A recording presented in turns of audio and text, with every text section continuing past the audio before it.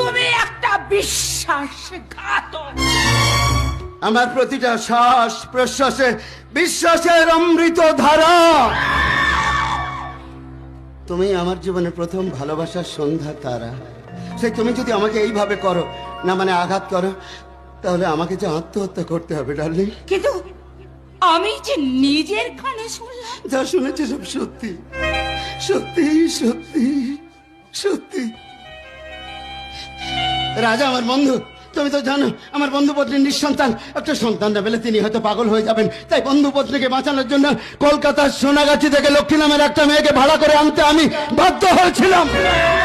অজিত, তুমি এটা এক বন্ধুর প্রতি করে আর এক বন্ধুর উপকার ছাড়া কিচ্ছু নয় গো, কিচ্ছু নয়। অজিত, চলো আমার কপালটাই খারাপ, তাই তো উপকারের বিনিময়ে পেয়ে গেলাম শুধু বদনাম, বদনাম আর বদনাম।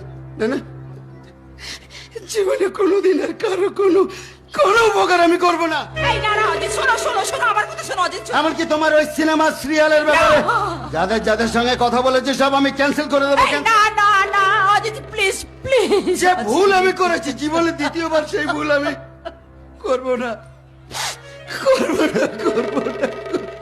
কিন্তু কিন্তু তোমার সন্তান যে আমার গর্বে অজিত, তুমি আমাকে এইভাবে ফিরিয়ে দিও না। দিচ্ছি না।